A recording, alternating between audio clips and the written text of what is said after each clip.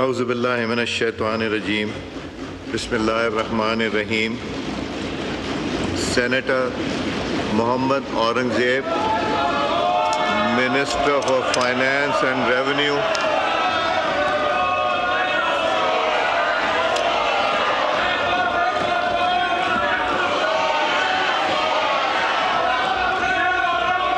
Senator Mohammad Aurangzeb, Minister for Finance and Revenue, to present the federal budget for the year 26-27.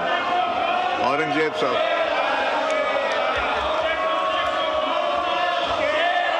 Aurangzeb sahab.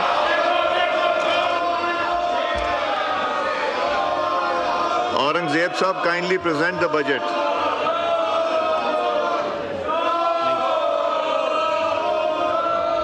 نے وہ لگانا ہے میرے.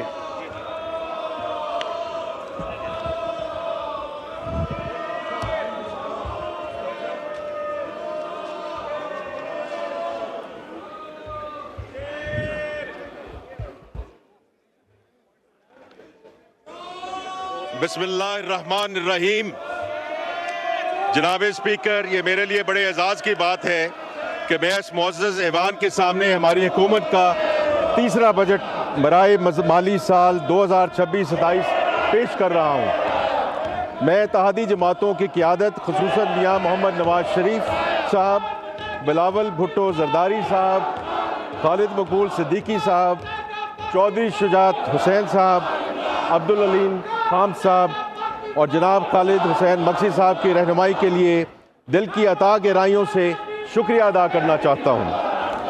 جناب اسپیکر, یہ بجٹ ایک ایسے موقع پہ پیش کیا جا رہا ہے جب پاکستان اپنے عوام اور دنیا کی نظر میں ایک ایسی ملک کی حیثیت حاصل کر چکا ہے جس کی آواز سنی جاتی ہے اور جس کی دوستی کی خواہش کی جاتی ہے.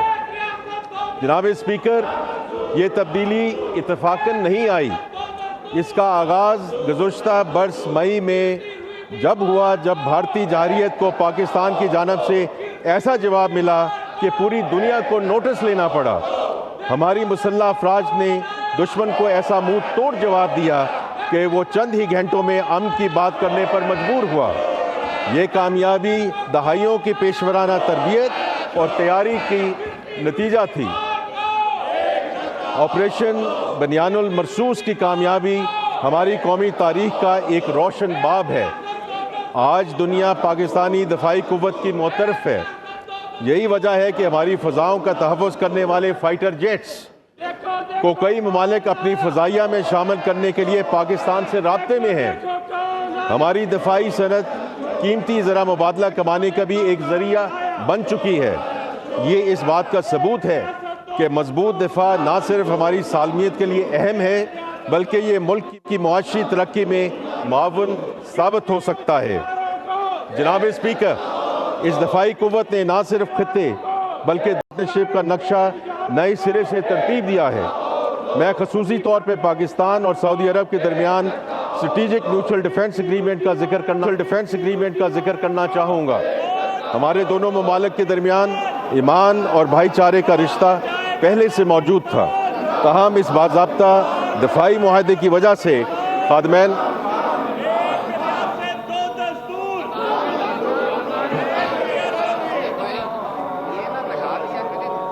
وہ ٹھیک ہے, میں نہیں لگاؤں گا جی, وہ بتا دیا کریں گے.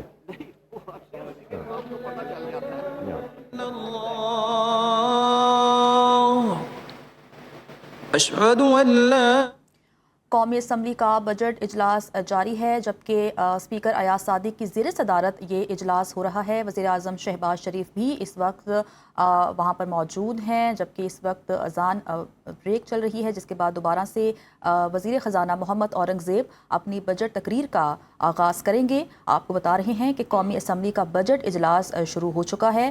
تمام اراکین پارلیمنٹ وہاں پر موجود ہیں. اس سے پہلے خبر آئی تھی کہ پیپلز پارٹی بائیکاٹ کرے گی جبکہ جس کے بعد یہ کہا گیا کہ پیپلز پارٹی اس اجلاس کا حصہ ہوگی لیکن چیئرمین پاکستان پیپلز پارٹی بلاول بھٹو زرداری اس اجلاس میں شرکت نہیں کریں گے، جبکہ آپ کو بتاتے چلیں کہ وزیر اعظم شہباز شریف بھی وہاں پر موجود ہیں اور وزیر خزانہ نے اپنی تقریر جو ہے وہ شروع کر دی تھی۔ اب چونکہ اذان ہو رہی ہے، جس کے بعد اذان مکمل ہوگی، جس کے بعد دوبارہ سے وفاقی وزیر خزانہ محمد اورنگزیب بجٹ تقریر شروع کریں گے۔ آپ کو بتا رہے ہیں کہ اسپیکر قومی اسمبلی سردار ایاز صادق کی زیر صدارت قومی اسمبلی کا بجٹ اجلاس جاری ہے۔ اس سے قبل یہ خبر آ رہی تھی کہ پیپلز پارٹی اس اجلاس کا حصہ نہیں ہوگی، جس کے بعد ہم نے دیکھا کہ اسحاق ڈار نے جا کر چیئرمین پاکستان پیپلز پارٹی بلاول بھٹو سے ان کے چیمبر میں ملاقات کی، اور ملاقات کرنے کے بعد وہ صحافیوں سے بات کیے بغیر وہاں سے روانہ ہو گئے، جس کے بعد پیپلز پارٹی کی سینیٹر شیری رحمان کا بیان سامنے آیا کہ پیپلز پارٹی اس اجلاس میں شرکت کرے گی، لیکن چیئرمین پاکستان پیپلز پارٹی بلاول بھٹو زرداری اس اجلاس کا حصہ نہیں ہوں گے۔ جس کے بعد یہ بھی خبر آئی تھی کہ ایک اور وفد ہے جس نے بلاول بھٹو زرداری سے ان کے چیمبر میں ملاقات کی ہے، اور اس وفد میں طلال چودھری اور وفاقی وزیر داخلہ محسن نقوی ہیں۔ نوٹس لینا پڑا۔ ہماری مسلح افواج نے دشمن کو ایسا منہ توڑ جواب دیا کہ وہ چند ہی گھنٹوں میں امن کی مدد کی بات کرنے پر مجبور ہوا۔ یہ کامیابی دہائیوں کی پیشورانہ طبیعت اور تیاری کا نتیجہ تھی۔ آپریشن بنیان المرصوص کی کامیابی ہماری قومی تاریخ کا ایک روشن باب ہے۔ آج دنیا پاکستانی دفاعی قوت کی معترف ہے۔ یہی وجہ ہے کہ ہماری فضاؤں کا تحفظ کرنے والے فائٹر جیٹس کو کئی ممالک اپنی فضائیہ میں شامل کرنے کے لیے پاکستان سے رابطے میں ہیں۔ ہماری دفاعی صنعت قیمتی زر مبادلہ کمانے کا بھی ایک ذریعہ بن چکی ہے۔ یہ اس بات کا ثبوت ہے جناب اسپیکر کہ مضبوط دفاع نہ صرف ہماری سالمیت کے لیے اہم ہے بلکہ یہ ملک کی معاشی ترقی میں معاون ثابت ہو سکتا ہے۔ جناب اسپیکر، اسی دفاعی قوت نے نہ صرف خطے بلکہ دنیا بھر میں ہماری اسٹریٹجک پارٹنرشپ کا نقشہ نئے سرے سے ترتیب دیا ہے۔ میں خصوصی طور پہ پاکستان اور سعودی عرب کے درمیان اسٹریٹجک میوچل ڈیفنس ایگریمنٹ کا ذکر کرنا چاہوں گا۔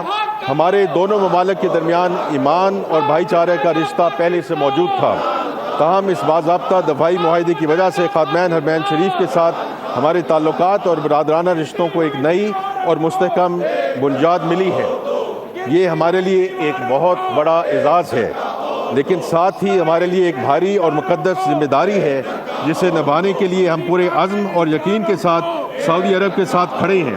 ہمارے تعلقات میں یہ اہم تبدیلی ہماری قیادت کی مرہون منت ہے، جس کے لیے وزیر اعظم پاکستان، فیلڈ مارشل اور ہماری پوری سفارتی اور عسکری قیادت یقیناً مبارکباد کی مستحق ہے۔ جناب اسپیکر، پچھلے مہینوں میں خدائے بزرگ و برتر نے پاکستان کو ایک بے مثال کامیابی دلائی ہے۔ موجودہ دور کی ایک خطرناک ترین جنگ کے دوران امریکہ اور ایران نے پاکستان پر اعتبار کرتے ہوئے اسے اپنے درمیان ایک ایماندار ثالث کے طور پر قبول کیا۔ پاکستان نے اس کردار کو بخوبی انجام دینے کے لیے انتہائی مخلص کوششیں کی ہیں جو آج بھی جاری ہیں۔ الحمدللہ ہم اسلام آباد پیس ٹاک کے ذریعے امریکہ اور ایران کو 47 سال کے بعد ایک میز پر لانے میں کامیاب ہوئے۔ پاکستان کی کوشش ہے کہ جلدی ایک معاہدے کے ذریعے خطے میں دیرپا امن کے قیام کو ممکن بنایا جا سکے اور آبنائے حرمت سے تیل کی سپلائی پہلی کی طرح بحال کی جا سکے۔ امریکی اور ایرانی صدور نے متعدد بار وزیر اعظم محمد شہباز شریف اور فیلڈ مارشل سعید عاصم منیر کے بطور ثالث اہم کردار کی تعریف کی ہے۔ یہ وہ فقید المثال کامیابی ہے جس سے قوموں کی برادری میں ہمارا احترام اور وقار بڑھا ہے اور ہماری کاوشوں کو ہر سطح اور فورم پر سراہا گیا ہے۔ جناب اسپیکر، پاکستان نے گزشتہ چند ماہ کے دوران خطے میں امن، استحکام اور کشیدگی میں کمی کے لیے جو فعال، متوازن اور ذمہ دارانہ سفارتی کردار ادا کیا ہے، اس میں ہمیں اپنے عظیم اور آزمودہ ہمسایہ ملک چین کی مکمل حمایت اور ہم آہنگی حاصل رہی ہے۔ دونوں ممالک کے درمیان علاقائی امن اور استحکام کے لیے مشترکہ اور مربوط امن کوششوں پر مکمل اتفاق رائے اور گہری ہم آہنگی موجود ہے۔ جناب اسپیکر، پاک چین تعلقات ہماری خارجہ پالیسی کا اہم ستون ہے۔ یہ دوستی ہمالیہ سے بلند، سمندر سے گہری اور شہد سے میٹھی ہے۔ چین پاکستان کا سب سے اہم تجارتی شراکت دار ہے۔ یہ تعلق ایک ایسی اسٹریٹجک شراکت داری کا ہے کی شکل اختیار کر چکا ہے جو محض حکومتوں تک محدود نہیں بلکہ دو اقوام کے دلوں اور تقدیر سے جڑا ہوا رشتہ ہے۔ وزیر اعظم میاں محمد شہباز شریف کے حالیہ دورہ چین نے اس شراکت داری کو نئی اور ٹھوس جہتیں عطا کی ہیں۔ میں اب آئل پرائسز پہ بات کرنا چاہوں گا۔ جناب اسپیکر، امریکہ اور ایران جنگ کے اثرات پر ہم نے پہلے ذکر کیا ہے۔ اس جنگ کی وجہ سے پیٹرول اور ڈیزل کی بین الاقوامی منڈیوں میں قیمتوں میں کچھ ربع اضافہ ہوا۔ ہر گھر کے بجٹ پر نیا اور غیر متوقع دباؤ آیا۔ یہاں یہ سمجھنا انتہائی اہم ہے کہ پیٹرول اور ڈیزل کی مقامی قیمتیں عالمی منڈی کی پوری شدت کا اظہار نہیں تھیں۔ اگر حکومت اس جھٹکے کا پورا بوجھ عوام پر منتقل کر دیتی تو یہ قیمتیں اس سے کہیں زیادہ ہوتی۔ اسی لیے وزیر اعظم پاکستان کی ہدایت پر حکومت نے 128 ارب روپے کی عمومی سبسڈی کے ذریعے عوام کو براہ راست ریلیف دیا۔ پھر جلد ہی صوبائی حکومتوں کی تعاون سے، اور ہم ان کے بہت شکر گزار ہیں کہ انہوں نے ٹارگیٹڈ سبسڈیز کا نظام متعارف کروایا، جس کے ذریعے ضرورت مند افراد کو پیٹرولیم مصنوعات کی قیمتوں میں ریلیف دیا گیا اور ابھی بھی دیا جا رہا ہے۔ جناب اسپیکر، پاکستان ایک مستحکم معیشت اور معاشی بفرز کے ساتھ امریکہ ایران جنگ کے بحران میں داخل ہوا۔ اس بحران میں جہاں خطے اور دنیا کے دیگر کئی ممالک میں ایندھن کی قلت، پیٹرول پمپس پر لمبی قطاریں اور ایکسچینج ریٹ میں گراوٹ دیکھی گئی، اور ہم سے بہتر وسائل کے حامل بعض ملکوں کو عالمی مالیاتی اداروں کے پاس بھی جانا پڑا، وہاں پاکستان میں حکومت کے بروقت اور مدبرانہ فیصلوں اور مضبوط معاشی بفرز کی وجہ سے ایندھن کو کوئی قلت اور ریشننگ نہ ہوئی، نہ پیٹرول پمپس پہ قطاریں لگیں، نہ کوئی امن و امان کا مسئلہ پیدا ہوا، اور نہ ہی ایکسچینج ریٹ متاثر ہوا، بلکہ اس بحران کے دوران فچ ریٹنگ ایجنسی نے پاکستان کی ریٹنگ کو مستحکم قرار دیا۔ جناب اسپیکر، ہمیں اس حوالے سے عوام کو پیش آنے والی مشکلات کا ادراک ہے۔ اس کے ساتھ ہی حکومت بین الاقوامی مارکیٹ میں تیل کی قیمتوں میں کمی کا فائدہ عوام کو منتقل کر رہی ہے۔ جناب اسپیکر، یہ موجودہ حکومت کا تیسرا بجٹ ہے، لہٰذا میں ضروری سمجھتا ہوں کہ تقریر کے آغاز میں پچھلے 2 سالوں کے سفر کا مختصر احاطہ کرتا چلوں۔ ہم نے یہ سفر ایک مشکل مقام سے شروع کیا۔ وزیر اعظم پاکستان کی قیادت میں موجودہ حکومت نے انتھک محنت سے حالات پر قابو پایا ہے اور کئی اہم اور دور رس نتائج کی حامل معاشی کامیابیاں حاصل کی ہیں۔ 2 درج ذیل ہیں۔ اللہ تعالیٰ کے فضل و کرم سے موجودہ مالی سال میں سیلاب سے ہونے والے نقصانات اور امریکہ ایران جنگ کے باوجود ہماری معاشی شرح نمو 3.7% تک پہنچ چکی ہے۔ ہماری بڑی صنعتوں کی پیداوار صلاحیت بڑھ رہی ہے۔ اس مالی سال میں لارج اسکیل مینوفیکچرنگ کی شرح نمو 6.1% تک رہی ہے، جبکہ خدمات کے شعبے میں 4.1% شرح نمو سامنے آئی ہے۔ LSM اور خدمات کے شعبوں کی شرح نمو پچھلے 4 سالوں کی بلند ترین سطح پر ہے۔ الحمدللہ ہماری معیشت کا حجم $452 ارب تک پہنچ چکا ہے، جو ہماری معیشت کا ایک نیا سنگ میل ہے۔ GDP کے حجم میں اضافے کی وجہ سے ہماری فی کس آمدن پچھلے سال کے $1,751 سے بڑھ کر $1,901 ہو گئی ہے۔ پچھلے 2 سالوں میں پالیسی ریٹ میں تاریخی کمی واقع ہوئی اور یہ شرح 22% سے کم ہو کر 11.5% پر آ گئی ہے۔ ہمارے زر معدنہ کے ذخائر میں بھی نمایاں بہتری آئی ہے۔ یہ 3 سال قبل $4 ارب سے کم تھے، اور جو اب بڑھ کر $17 ارب سے زائد ہو چکے ہیں، جو کہ تقریباً 3 مہینوں کی درآمد کے لیے کافی ہیں۔ ترسیلات سے زر بھی نئی بلندیوں پر چھو رہی ہیں۔ پچھلی مالی سال کے $38 ارب کے مقابلے میں اس مالی سال کے پہلے 11 ماہ میں ترسیلات کا حجم $38 ارب تک پہنچ چکا ہے۔ انشاءاللہ اس سال بھر کی ترسیلات $41 ارب سے تجاوز کر جائیں گی، جو کہ ہماری تاریخ کی بلند ترین سطح ہوگی۔ ABR کی ٹیکس ٹو GDP شرح مالی سال 22-23 میں 8.5% سے بڑھ کر 10.3% تک پہنچ چکی ہے، یعنی صرف 3 سالوں میں ملک کی معیشت کے تناسب سے ٹیکسوں کی شرح میں تقریباً 2% کا نمایاں اضافہ ہوا ہے۔ ان اقدامات کے نتائج ہمارے مالیاتی استحکام میں بھی نمایاں نظر آتے ہیں۔ ہمارا مالیاتی خسارہ جون 2023 میں جی ڈی پی کا 7.8% تھا۔ موجودہ مالی سال کے اختتام میں یہ 4% تک آ جائے گا۔ 2 سال قبل ہماری پرائمری بیلنس میں جی ڈی پی کے 0.7% کے برابر خسارہ درپیش تھا، 6% کے سرپلس تک لے آئے ہیں۔ اس طرح پرائمری بیلنس میں جی ڈی پی کے حساب سے 2.3% کی بہتری آئی ہے۔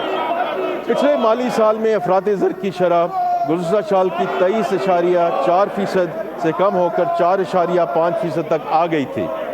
موجودہ سال کے دوران بھی ایران امریکہ جنگ کے بھی مہنگائی کی اوسط شرح تقریباً 7% رہنے کی توقع ہے، جو کہ موجودہ مالی سال کے تخمینہ 7.5% سے کم ہے۔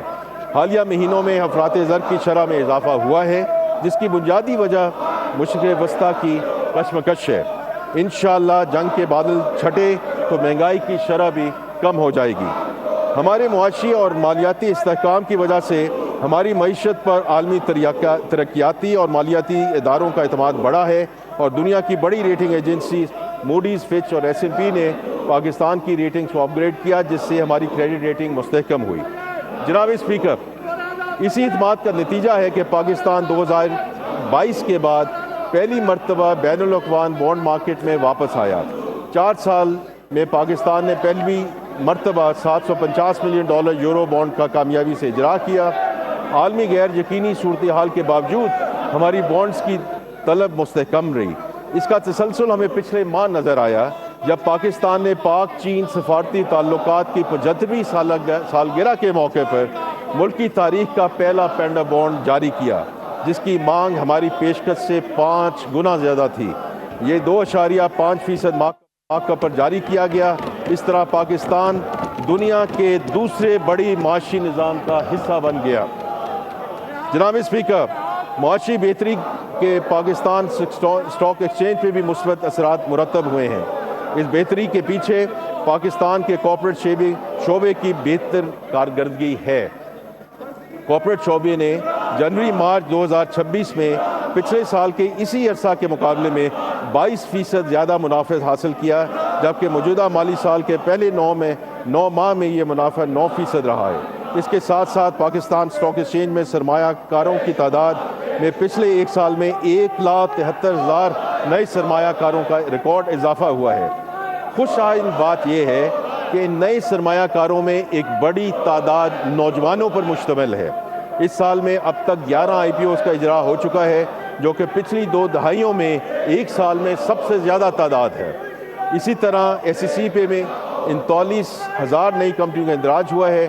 دنیا کی بڑی کمپنیاں جیسے گوگل، ویون، BYD، رامکو، علی بابا گروپ، AD پورٹس، رقمی، مشرق اور ٹرکش پیٹرولیم پاکستان میں سرمایہ کاری کر رہی ہیں۔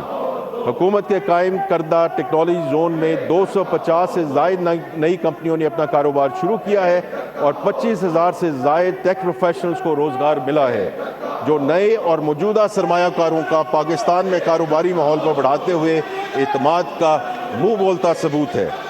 جناب اسپیکر، گزشتہ سال اسی ایوان میں نے اپنی بجٹ تقریر کے دوران ہم نے یہ قوم سے وعدہ کیا تھا کہ ہم دہائیوں سے التوا کا شکار نجکاری کا ایجنڈے کو عملی شکل دیں گے۔ میں آج اس ایوان کو بتاتے ہوئے خوشی محسوس کرتا ہوں کہ یہ وعدہ صرف وعدہ نہیں رہا، بلکہ ایک حقیقت بن چکا ہے۔ ہم نے فرسٹ ویمن بینک کے نجکاری سے آغاز کیا، اور پھر 23 دسمبر 2025 کو پوری دیکھا کہ اسلام آباد میں ایک شفاف اور براہ راست ٹیلی ویژن پر نشر ہونے والی نیلامی کے ذریعے پاکستان انٹرنیشنل ایئر لائنز کو مجموعی طور پر 185 ارب روپے کے عوض نجی شعبے کے حوالے کر دیا گیا۔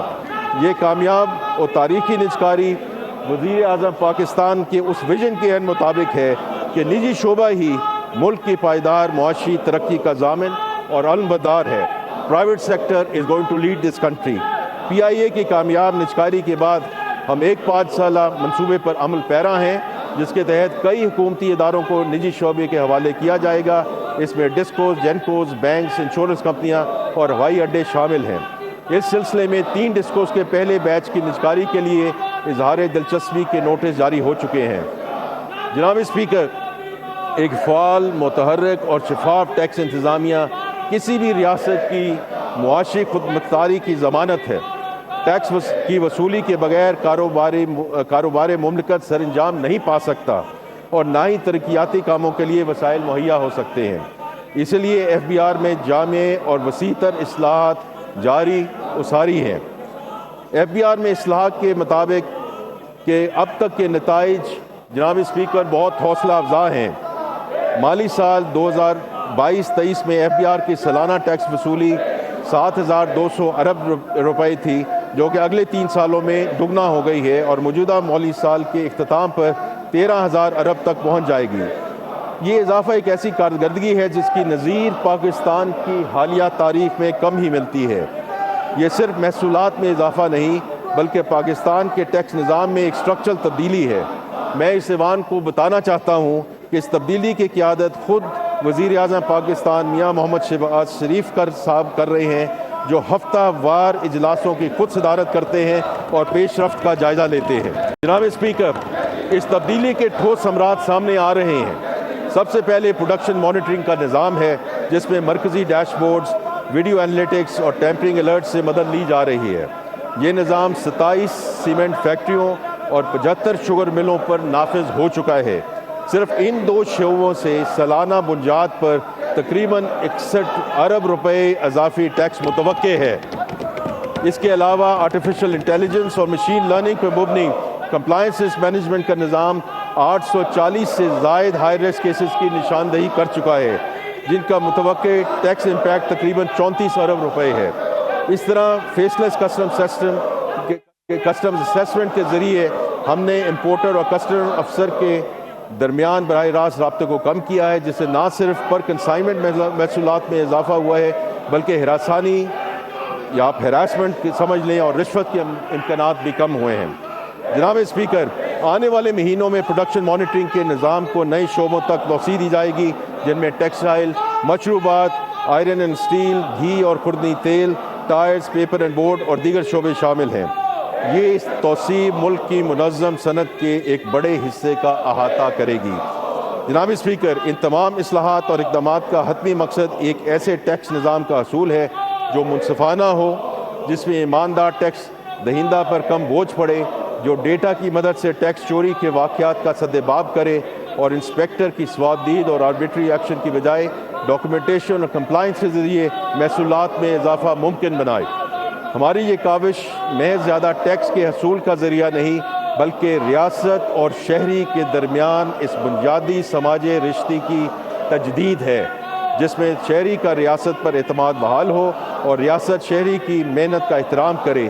یہی وہ بنیاد ہے جس پر پاکستان کے مستقبل کی پوری معیشت کھڑی ہوگی انشاءاللہ۔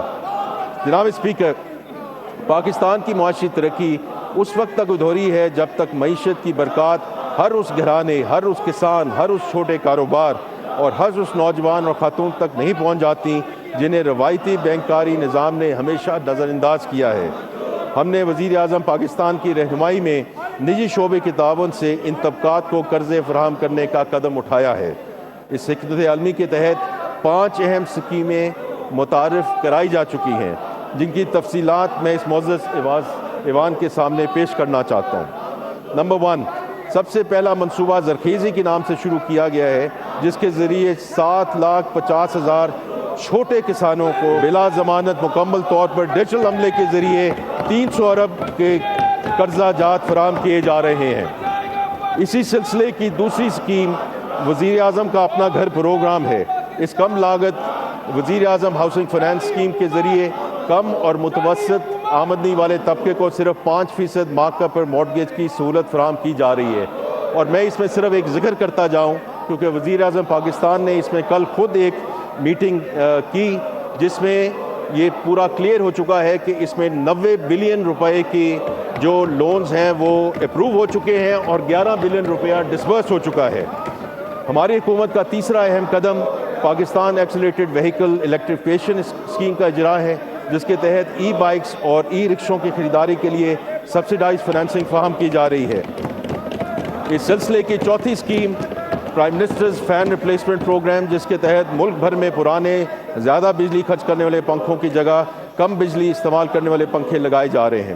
ہماری حکومت کا 5واں اقدام سوشل امپیکٹ فائنینسنگ ہے، جس کے تحت 2 پروگرام شروع کیے گئے ہیں۔ ان میں سے پہلا پاکستان سکلز امپیکٹ بانڈ کا اجرا ہے، جس کے ذریعے نیفٹیک کے توسط سے نوجوانوں کو فنی تربیت فراہم کی جائے گی۔ اس سلسلے کا دوسرا قدم ایگری سٹوریج فائنینسنگ فیسلٹی کا اجرا ہے۔ یہ 7.1 ارب روپے کا منصوبہ ہے، جس کے تحت ملک بھر میں سٹوریج فیسلٹیز قائم کی جائیں گی، جہاں کسانوں کو اپنا اناج اور غلہ محفوظ کرنے کا موقع ملے گا اور انہیں اس محفوظ شدہ اناج پر بینکوں سے قرضہ لینے کی سہولت ہوگی۔ یہ 5 اسکیمیں وزیر اعظم پاکستان کی خصوصی توجہ پر شروع کی گئی ہیں اور ان کا مقصد ملک میں مالی شمولیت کی کوششوں کو تیز کرنے کے علاوہ ہنرمند اور محروم طبقات کے لیے ترقی کے راستے کھولنا ہے۔ میں اس معزز ایوان کو یہ کہنا چاہتا ہوں کہ these schemes are not in design phase, they are in execution and we are انشاءاللہ جیسے ہم اگلے سال میں جاتے ہیں these schemes are going to be even further accelerated as we go انشاءاللہ into the next fiscal year۔ جناب اسپیکر، ڈیجیٹل پاکستان اور مالی شمولیت کے ایجنڈا پر نمایاں پیش رفت ہوئی، جس کے نتیجے میں بینکنگ یوزرز میں اضافہ ہوا، ڈیجیٹل ٹرانزیکشنز میں تیزی آئی اور کیش لیس اکانومی کے فروغ کی بنیاد مضبوط ہوئی۔ پچھلے سال کے 5 لاکھ کے مقابلے میں 16,70,000 تاجر ڈیجیٹل پیمنٹ کے نظام سے جڑ چکے ہیں۔ اسی طرح ڈیجیٹل بینکنگ کی سہولت سے استفادہ کرنے والے صارفین کی تعداد 95 ملین سے بڑھ کر 133 ملین تک پہنچ چکی ہے۔ سالانہ ڈیجیٹل ٹرانزیکشنز کی تعداد 6.9 ارب سے بڑھ کر 10.1 ارب ہو چکی ہے۔ ملک میں وصول ہونے والی ترسیلات کا 92% بینک اکاؤنٹ میں موصول ہو رہا ہے، جبکہ G2P کا 75% اب اسی ڈیجیٹل نظام کے تحت کیا جا رہا ہے۔ میں اب وزیر اعظم یوتھ پروگرام پہ بات کرنا چاہتا ہوں۔ جناب اسپیکر، ہمارے قومی شاعر علامہ اقبال نے کہا تھا، محبت مجھے یاروں پہ جو ڈالتے ہیں کمن۔ نوجوان کسی بھی ملک کا سب سے قیمتی اثاثہ ہیں۔ ہماری قومی آبادی کا 67% حصہ 30 سال سے کم عمر آبادی پر مشتمل ہے۔ ہمارے نوجوان ہنر، عزم اور کچھ دکھانے کے جذبے سے معمور ہیں۔ وزیر اعظم یہاں محمد شہباز شریف کا عزم ہے کہ ہر نوجوان پاکستانی کو وہ ہنر، وہ تربیت اور وہ مواقع ملنے چاہیے جو اسے قومی معیشت کا فعال شراکت دار بنا سکے۔ اسی ویژن کا عملی اظہار وزیر اعظم یوتھ پروگرام ہے۔ جناب اسپیکر، نوجوانوں کا سب سے بڑا سرمایہ ہنر ہے۔ نیفٹیک کے ذریعے prime minister youth skills development programme نے اب تک تقریباً 5,15,000 نوجوانوں کو جدید اور روایتی فنی تربیت فراہم کی ہے۔ انڈیپینڈنٹ ایویلویشن کے مطابق ان تربیت یافتہ نوجوانوں میں سے 53% ملازمتیں حاصل کر چکے ہیں۔ اس پروگرام میں خاص طور پہ IT پر مبنی تربیت کے ذریعے خواتین کی معاشی خود مختاری پر خصوصی توجہ دی گئی ہے، تاکہ گھر بیٹھے فری لانسنگ اور ڈیجیٹل معیشت میں ہماری بہنیں اور بیٹیاں بھی برابر کی شریک ہوں۔ اگر ہنر ایک گاڑی ہے تو سرمایہ اس کا ایندھن ہے۔ Prime minister youth business and agriculture loan scheme آج پاکستان میں چھوٹے اور درمیانے درجے کے کاروبار کی فنانسنگ کا سب سے بڑا ذریعہ بن چکا ہے۔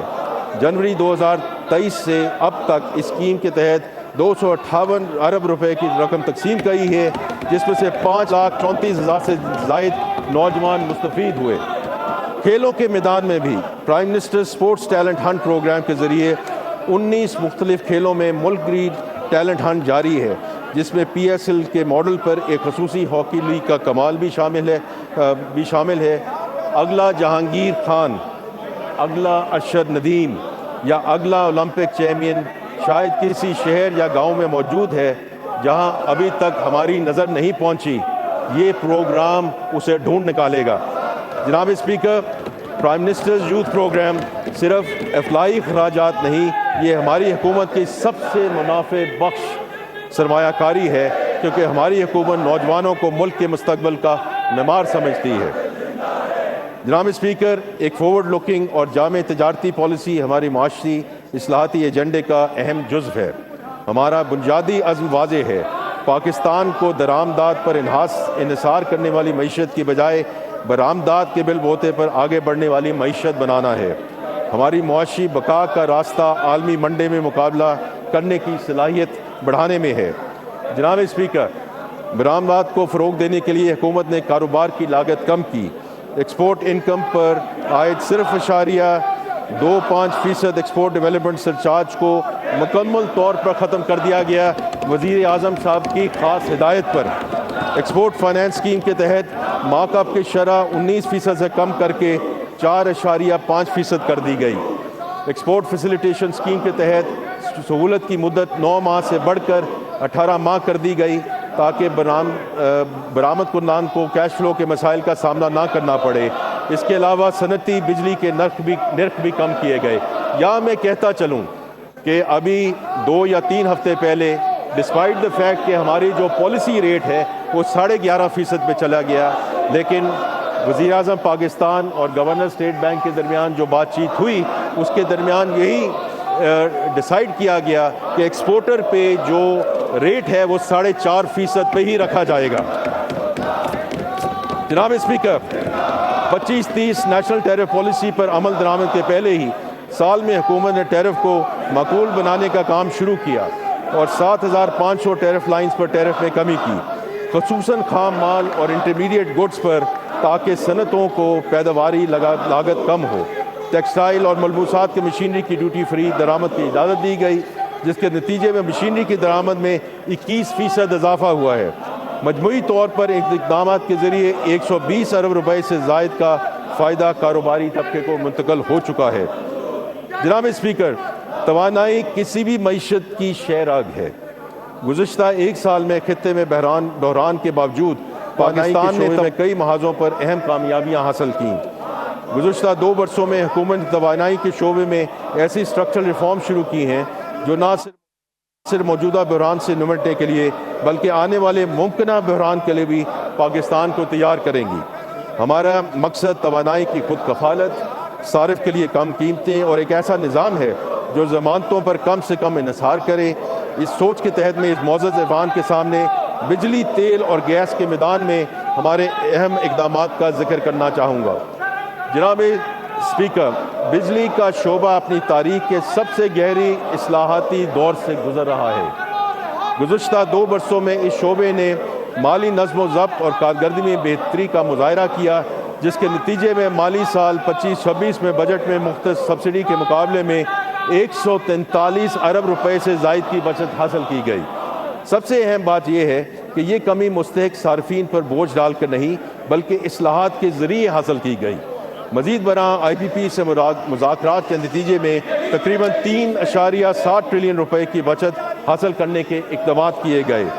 جناب اسپیکر، اس شعبے کی اصلاحات میں سب سے اہم قدم competitive trading by lateral contract market کا عملی آغاز ہے۔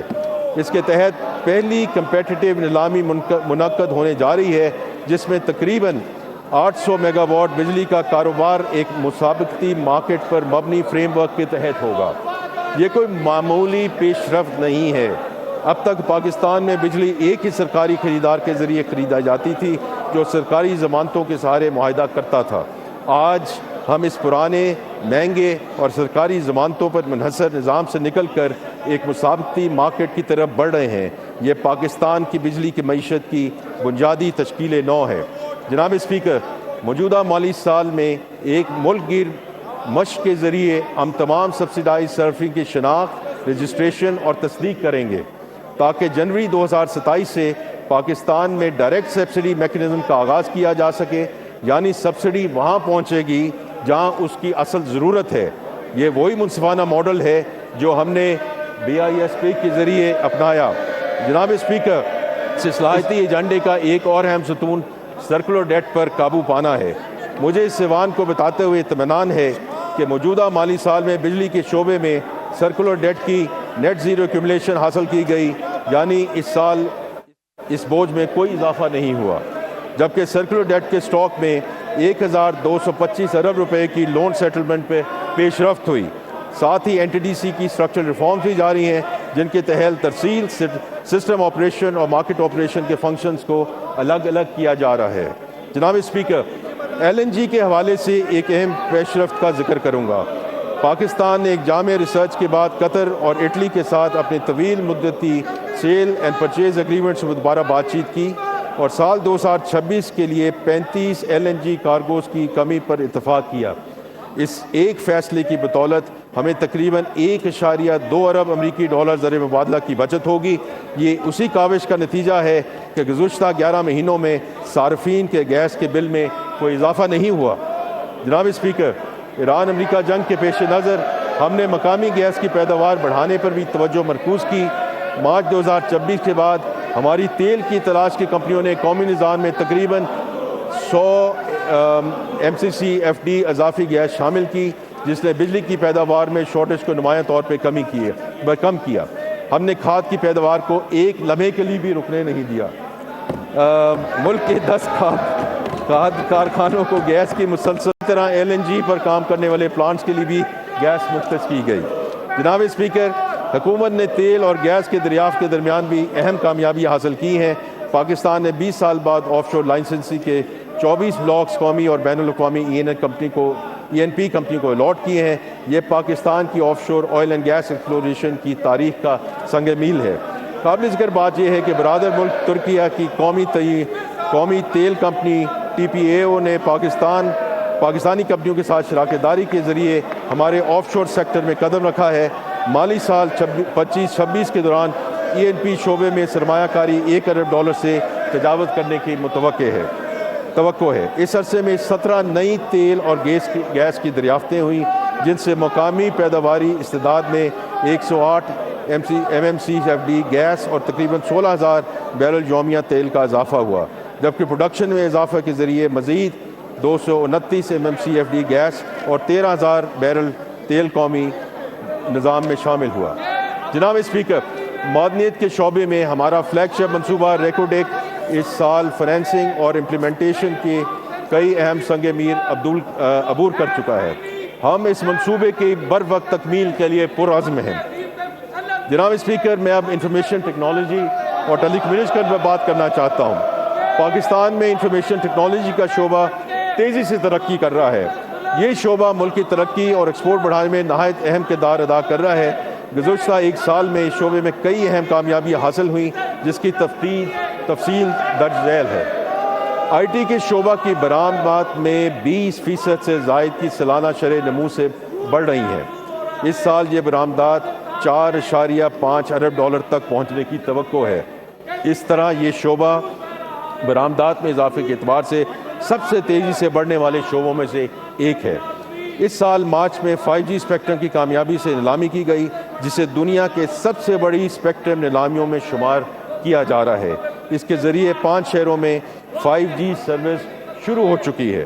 حکومت نے رائٹ آف وے چارجز کو ختم کیا، جس کے نتیجے میں 2024 کے 20 لاکھ گھروں کے مقابلے میں 50 لاکھ گھروں میں فائبر لائنز دستیاب ہیں، اور ٹیلی کام ٹاورز کی فائبرائزیشن 14% سے بڑھ کر 18% ہو چکی ہے۔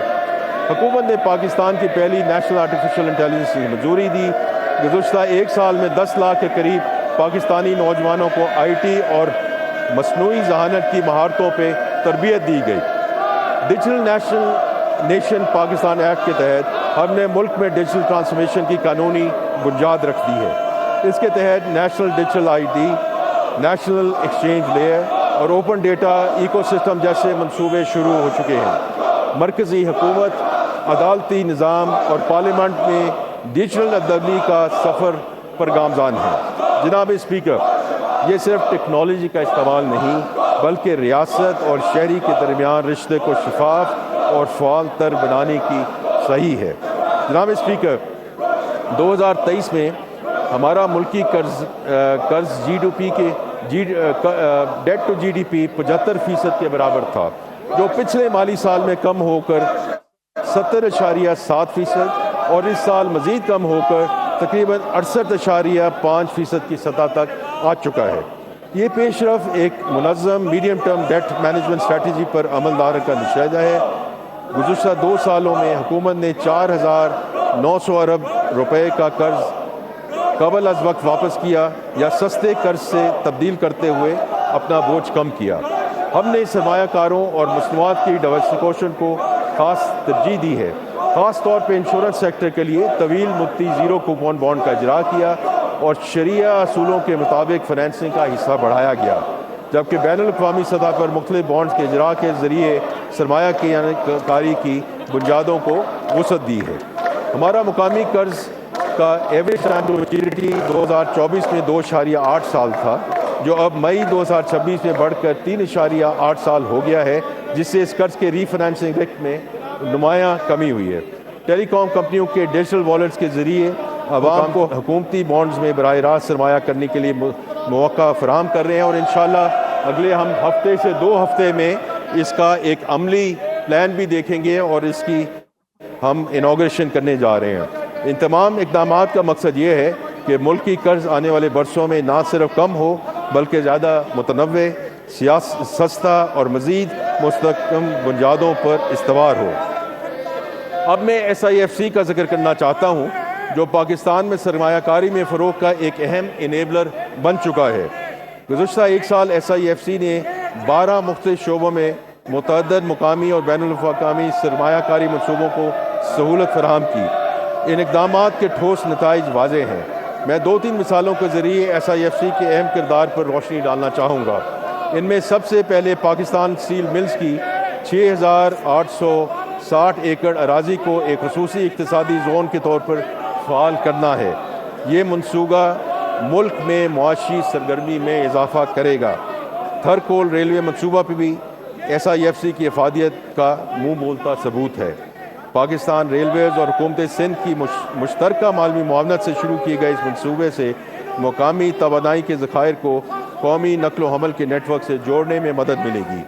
اس سلسلے کا ایک اور بڑا قدم ویئر ہاؤسنگ کی شعبے کو باقاعدہ طور پر صنعت کا درجہ دینا تھا۔ اس اقدام سے سپلائی چین کی لاگت کم ہوگی اور کئی شعبوں کو فائدہ پہنچے گا۔ جناب اسپیکر، یہ بجٹ ایک واضح اور بامقصد حکمت عملی کے تحت ترتیب دیا گیا ہے۔ بجٹ کی سب سے اہم ترجیح ملک میں پیداواری صلاحیت کو بڑھانا اور برآمدات کو فروغ دینا ہے۔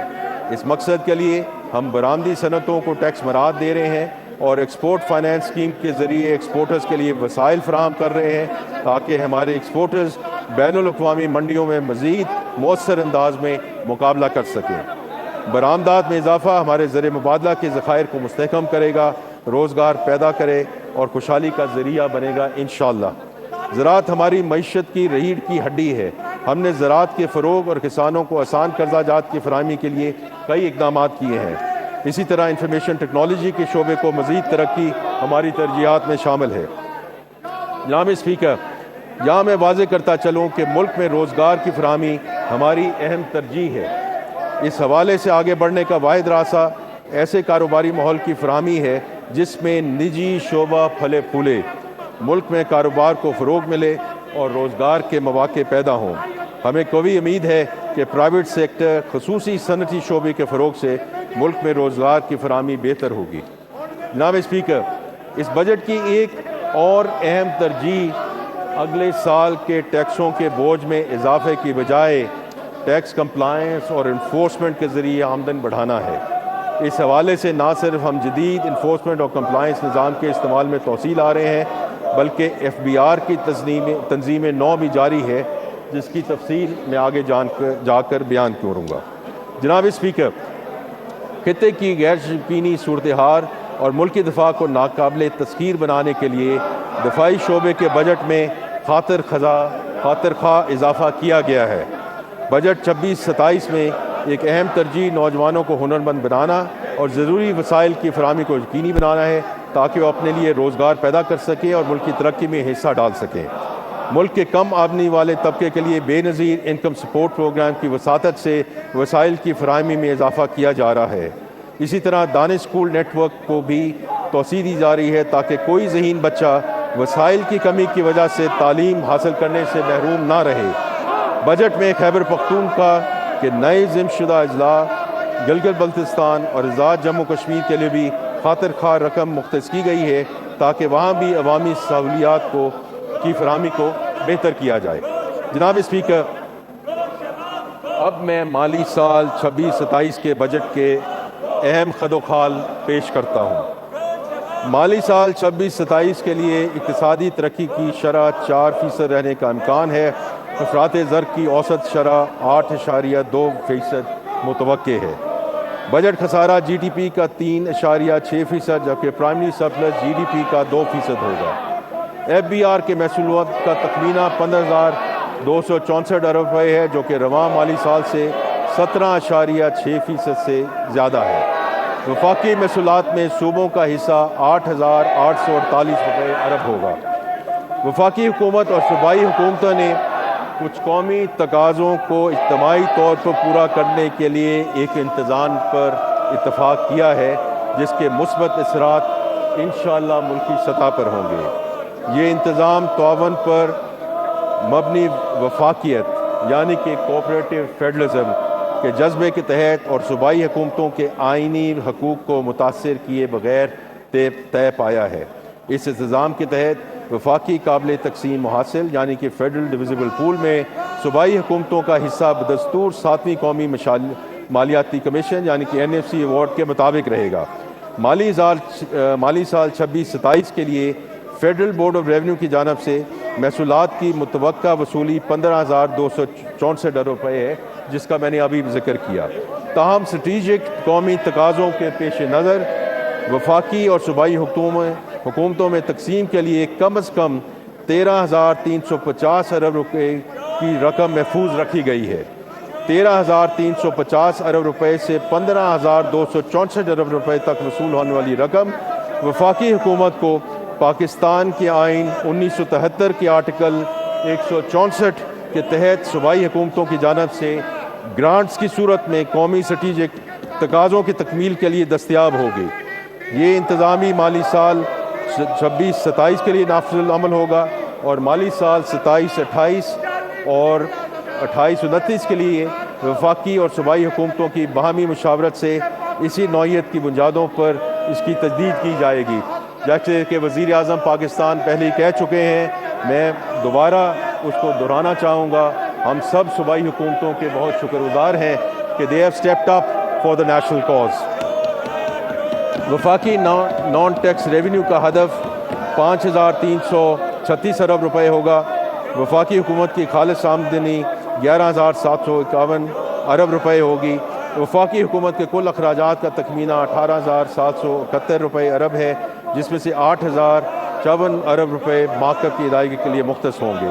वफाक के पब्लिक सेक्टर डेवलपमेंट प्रोग्राम के लिए 1,000 रुपये का बजट मुख्तस किया गया है। वफाकी हुकूमत के जारिया अखराजात यानी करंट एक्सपेंडिचर का तखमीना 17,495 अरब रुपये है। मुल्क की दफा हुकूमत की अहम तरीन तरजीह है। इस कौमी फ़र्ज़ के लिए दफा के ज़िम्न में आएंगे। सिविल इंतज़ामिया के अखराजात के लिए 1,071 रुपये मुख्तस किए जा रहे हैं। पेंशन के अखराजात के लिए 1,169 अरब रुपये मुख्तर किए। बिजली और दीगर शोबों की सब्सिडी के तौर पर 1,091 अरब रुपये की रकम मुख्तस की जा रही है। ग्रांट्स की मदद में 2,680 अरब रुपये मुख्तस किए जा रहे हैं, जो BISP, आज़ाद जम्मू कश्मीर, गिलगित बल्तिस्तान और खैबर पख्तूनख्वा के नए ज़िम्मेशुदा अजला वगैरह के लिए हैं। वज़ीर आज़म अपना घर स्कीम के लिए 71 अरब रुपये की रकम मुख्तस की गई है। एक्सपोर्ट रीफाइनेंस स्कीम के तोसी के लिए 88 अरब रुपये मुख्तस किए गए हैं, जिससे बरामदात के फ़रोग में मदद मिलेगी। हुकूमत BISP की फ्लैगशिप इनिशिएटिव की कवरेज बढ़ाने का इरादा रखती है। इससे अमली जामला पहनाने के लिए कफालत प्रोग्राम को 1,12 मिलियन ख़ानदानों तक पहुँचाया जाएगा। तालीमी वसाइफ प्रोग्राम को मज़ीद वसअत दी जाएगी ताकि तकरीबन 92 लाख बच्चों को फ़ायदा पहुँचाया जा सके। अगले माली साल में BISP के लिए 838 अरब रुपये मुख्तस करने की तजवीज़ है, जो कि पिछले साल के मुकाबले में 17% ज़्यादा है।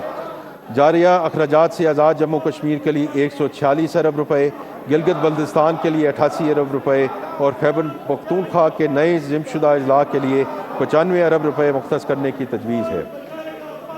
जनाब स्पीकर, अब मैं इस ऐवान के सामने आइंदा माली साल के तरक्याती प्रोग्राम PSDP की तफसील पेश करना चाहता हूँ। یہ پروگرام حکومتی سرمایہ کاری کا وہ انسٹرومنٹ ہے جس کے ذریعے ہم ملکی اور غیر ملکی وسائل کو سماجی اور معاشی ترقی کے لیے بروئے کار لاتے ہیں۔ 10 جون 2026 کو منعقدہ نیشنل اکنامک کونسل کے اجلاس میں مالی سال 26-27 کے لیے قومی ترقیاتی پروگرام کی منظوری دی گئی، جس کا حجم 3,675 ارب روپے ہے۔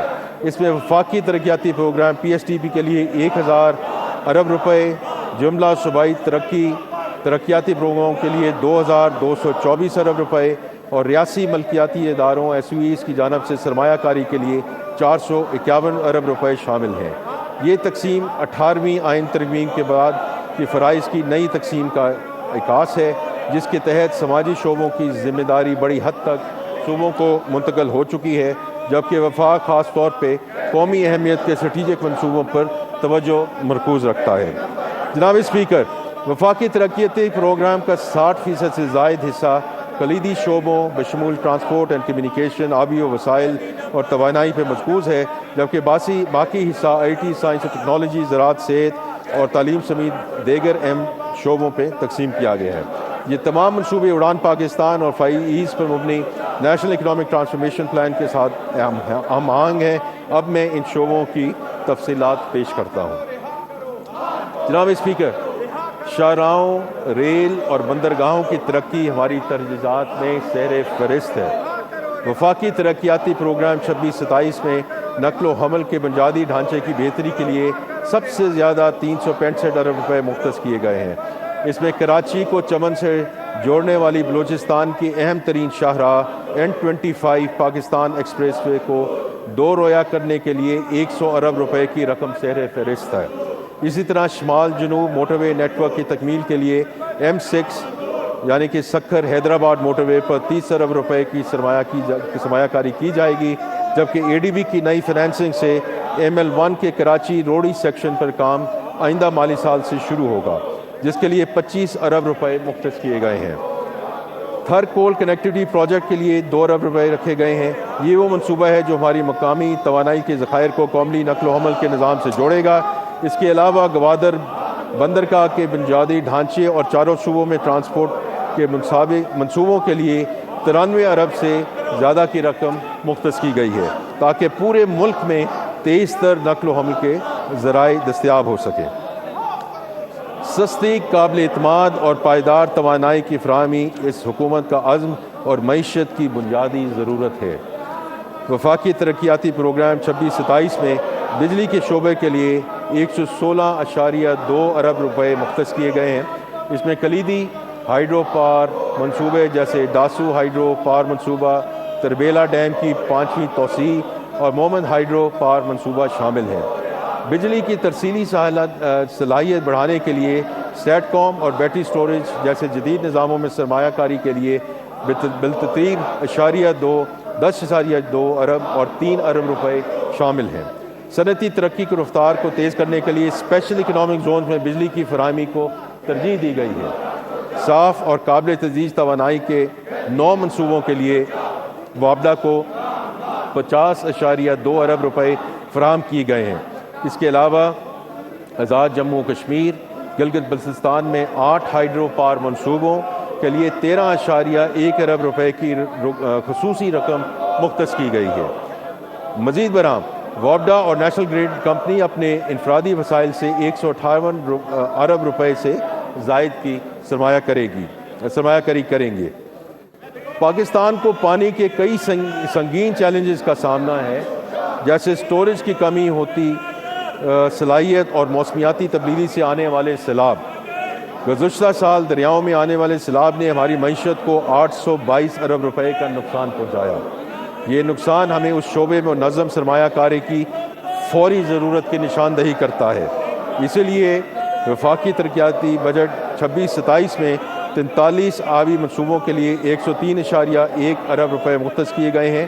سب سے اہم منصوبوں میں دیامیر بھاشا ڈیم کے لیے 14 ارب روپے، میمن ڈیم کے لیے 22 ارب روپے،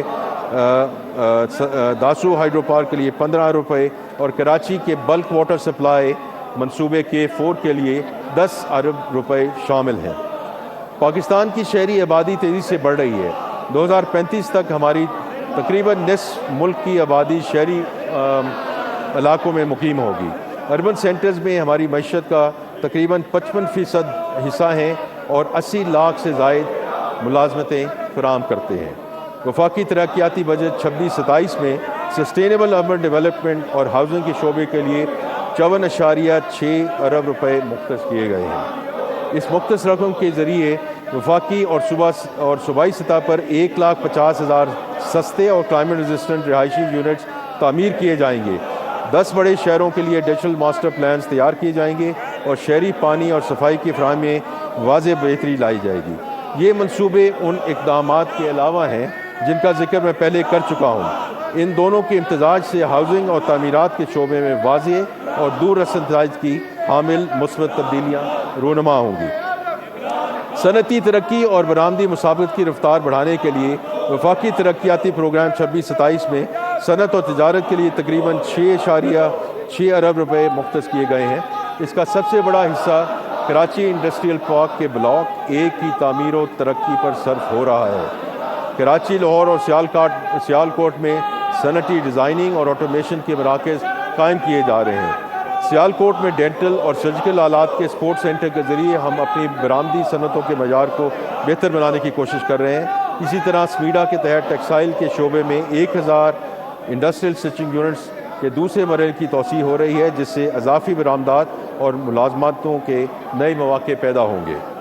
جناب اسپیکر، عوامی صحت کی دیکھ بھال ہماری اہم قومی ترجیح ہے۔ وفاقی ترقیاتی پروگرام 26-27 میں صحت کے منصوبوں کے لیے 25.1 ارب روپے مختص کیے گئے ہیں۔ ان میں ٹرشری ہیلتھ کیئر کی سہولیات کی توسیع، ہنگامی اور کرٹیکل کیئر کی مضبوطی، کینسر کے علاج کی سہولیات میں وسعت، بیماریوں کی نگرانی کے مربوط نظام اور تشخیصی اور ریگولیٹری ڈھانچے کی جدید کاری شامل ہے۔ اعلیٰ تعلیم اور تحقیق ہماری معاشی اور سماجی نمو کے لیے ریڑھ کی ہڈی کی حیثیت رکھتی ہے۔ وفاقی ترقیاتی پروگرام 26-27 میں اعلیٰ تعلیم کے شعبے کے لیے 46 ارب روپے مختص کیے گئے ہیں، جو گزشتہ سال کے 34.9 ارب کے مقابلے میں ایک قابل ذکر اضافہ ہے۔ اس میں مستحق طلباء اور طالبات کے لیے وظائف کی فراہمی، یونیورسٹی کی تحقیق کھول کے جاتے ہیں میں اضافہ، Pakistan education research network کی اپ گریڈیشن کے ذریعے ڈیجیٹل لرننگ کا فروغ اور AI پر مبنی تعلیمی نظام کا فروغ شامل ہے۔ سائنس اور ٹیکنالوجی کے لیے علیحدہ 3.6 ارب روپے مختص کیے گئے ہیں، جن سے ٹیکنالوجی کی منتقلی، SMEs، قابل تجدید توانائی، الیکٹرانکس، زراعت اور صحت وغیرہ کی ٹیکنالوجی کو فروغ ملے گا۔ وزیر اعظم پاکستان کا ویژن ہے کہ تعلیم کے مواقع معاشرے کے محروم طبقات تک پہنچنے چاہیے، اور اس ویژن کی سب سے روشن مثال دانش اسکولز ہیں۔ یہ اسکولز ملک بھر کی باصلاحیت مگر وسائل سے محروم بچوں کو اعلیٰ معیار کی تعلیم فراہم کر رہے ہیں۔ وفاقی ترقیاتی بجٹ 26-27 میں دانش اسکولز کے لیے تقریباً 22 ارب روپے مختص کیے گئے ہیں۔ مجموعی طور پر اسکول اور کالج کی تعلیم کے لیے 26.3 ارب روپے مختص کیے گئے ہیں، جس میں اساتذہ کی تربیت، اسکولوں میں داخلوں کی تعداد بڑھانے، ارلی چائلڈہڈ ایجوکیشن کی توسیع اور ڈیجیٹل لرننگ کا فروغ شامل ہے۔ اسی طرح نوجوانوں کی ہنرمندی اور روزگار کے لیے نیفٹیک کے ذریعے وزیر اعظم یوتھ اسکلز ڈیولپمنٹ پروگرام کے تحت 7.9 ارب روپے مختص کیے گئے ہیں، تاکہ ہر پاکستانی نوجوان کے ہاتھ میں وہ ہنر ہو جو اسے 21ویں صدی کی معیشت میں قدم رکھنے کے لیے قابل بنا سکے۔ جناب اسپیکر، حکومت کی کارکردگی میں بہتری اور عام شہری کو اس کی دہلیز تک خدمت پہنچانا ایک اہم ترجیح ہے۔ اس میں گورننس کے شعبے کے لیے 13 ارب روپے مختص کیے گئے ہیں، جو سول سروسز، انصاف، پولیس اور ریگولیٹری اصلاحات اور وفاقی اور صوبائی سطح پر ڈیجیٹل گورننس کے توسیع کے لیے بروئے کار لائے جائیں گے۔ جناب اسپیکر، کم ترقی یافتہ علاقے اور خطے ہماری خصوصی توجہ کے متقاضی ہیں۔ وفاقی ترقیاتی بجٹ 26-27 میں آزاد جموں کشمیر، گلگت بلتستان اور خیبر پختون کے ضم شدہ اضلاع کے لیے مجموعی طور پر 144.9 ارب روپے مختص کیے گئے ہیں۔ آزاد جموں کشمیر کے لیے 45 ارب روپے، گلگت بلتستان کے لیے 44 ارب روپے اور خیبر پختونخوا کے ضم شدہ اضلاع کے لیے 56 ارب روپے مختص کیے گئے ہیں۔ اس کے علاوہ وزیر اعظم کے خصوصی پیکج کے طور پر آزاد جموں کشمیر کے لیے 5 ارب روپے اور گلگت بلتستان کے لیے 4 ارب روپے مختص کیے گئے ہیں۔ جناب اسپیکر، میں نے اس معزز ایوان کے سامنے حکومت کے اخراجات کی ترجیحات بیان کر دی ہیں۔ اب میں ٹیکس اقدامات کا ذکر کروں گا اور ان تجاویز جو ہم ہیں ان کو میں 3 حصوں میں پیش کرنا چاہوں گا۔ پہلا حصہ جو میں آپ کی توجہ چاہوں گا، کیونکہ وہ سارا جو پہلا حصہ ہے وہ ٹیکس ریلیف کے بارے میں ہے، پھر جو ٹیکس ریشنلائزیشن کے اقدامات ہیں اور بعد میں FBR کے نیو آپریٹنگ ماڈل کا میں ذکر کروں گا۔ جناب اسپیکر، میں اب اس ایوان کی خاص طور پہ توجہ چاہوں گا بیکاز یہاں وہ ریلیف میجرز کی بات ہم کرنے جا رہے ہیں جو پچھلے کئی سالوں سے یہ کہا جا رہا تھا کہ اس حکومت جو آئی ہے انہوں نے معاشی استحکام لے کر آئے ہیں، اس کو ہم گروتھ کی طرف کیسے لے کر جائیں گے۔ تو یہ جو اب ہم بات کرنے جا رہے ہیں ریلیف کے بارے میں، اور یہ خاص طور پہ وزیر اعظم پاکستان کی ہدایت، ان کی گائیڈنس، ان کی انسٹرکشن پہ یہ ریلیف جو ہے وہ پرووائڈ کی جا رہی ہے، تو میں سب سے کہوں گا کہ اس پہ ذرا متوجہ ہوں۔ سب سے پہلے تنخواہ دار طبقے کے لیے ریلیف۔ وزیر اعظم شہباز شریف کی حکومت سرکاری اور نجی تنخواہ دار طبقے کی مشکلات سے آگاہ ہیں۔ وزیر اعظم پاکستان کی ہدایت پر آج مجھے یہ اعلان کرتے ہوئے خوشی محسوس ہو رہی ہے کہ ہماری حکومت نے آمدنی کی 4 سلیبز کے تنخواہ دار افراد کو ریلیف فراہم کرنے کا فیصلہ کیا ہے۔ اس سلسلے میں جو تنخواہ دار 22 سے 32 لاکھ روپے کے درمیان سالانہ کماتے ہیں ان کے ٹیکس کی شرح 23% سے کم کر کے 20% کرنے کی تجویز ہے۔ 32 سے 41 لاکھ روپے کے درمیان آمدن والے تنخواہ داروں کے لیے ٹیکس کی شرح 30% سے کم کر کے 25% کرنے کی تجویز ہے۔ 41 سے 56 لاکھ روپے آمدن والوں کے لیے انکم ٹیکس کی شرح 35% سے کم کر کے 29% کرنے کی تجویز ہے۔ اسی طرح 56 لاکھ سے 70 لاکھ روپے تک تنخواہ حاصل کرنے والوں کے لیے ٹیکس کی شرح 35% سے کم کر کے 32% کرنے کی تجویز ہے۔ جناب اسپیکر، یہ صرف یہاں تک محدود نہیں ہے۔ تنخواہ پر عائد ٹیکس کی شرحوں میں کمی کے علاوہ ہم نے ایک اور اہم ریلیف قدم اٹھاتے ہوئے تنخواہ دار طبقے پر عائد سرچارج کو بھی ختم کرنے کا فیصلہ کیا ہے۔ یہ ایک درینہ مطالبہ تھا اور حکومت کو بھی اس امر کا احساس تھا، اس لیے ہم نے پچھلے بجٹ میں اس سرچارج کی شرح کو 10% سے 9% کیا اور اب اس سرچارج کو مکمل طور پر ختم کرنے کی تجویز ہے۔ ان اقدامات سے وزیر اعظم شہباز شریف کی حکومت نے تنخواہ دار طبقے پر بوجھ کم کرنے کا اپنا آج وعدہ پورا کیا ہے۔ جناب اسپیکر، سپر ٹیکس کی شرح میں کمی۔ مجھے یہ اعلان کرتے ہوئے خوشی محسوس ہو رہی ہے کہ ہماری حکومت نے کاروبار سے 15 کروڑ روپے سے 50 کروڑ روپے تک کی آمدنی کی 6 سلیبز پر عائد سپر ٹیکس جو 1% سے لے کر 7.5% کی سطح تک تھا اس کو مکمل طور پر ختم کرنے کا فیصلہ کیا ہے۔ اسی طرح 50 کروڑ روپے سے زائد آمدنی پر سپر ٹیکس کی شرح 10% سے کم کر کے 8% کرنے کی تجویز ہے۔ جناب اسپیکر، اس اقدام کا مقصد چھوٹے کاروبار اور صنعتوں کو فروغ دینے کے لیے علاوہ کاروبار میں آسانیاں پیدا کرنا ہے۔ یہاں میں کہتا چلوں کہ آج جب ہم نے یہ تجاویز کیبنٹ میں پیش کی تو پرائم منسٹر صاحب کی طرف سے اور کیبنٹ کی طرف سے ہمیں یہ ہدایت ملی ہے کہ ہم ایکسپورٹرز پہ سپر ٹیکس کو مکمل طور پہ ختم کر دیں۔ تو ہم انشاءاللہ اس کو آگے لے کر جائیں گے اور اس بجٹ کے دوران اس کو فنشنگ لائن کے تھرو لے کر جائیں گے۔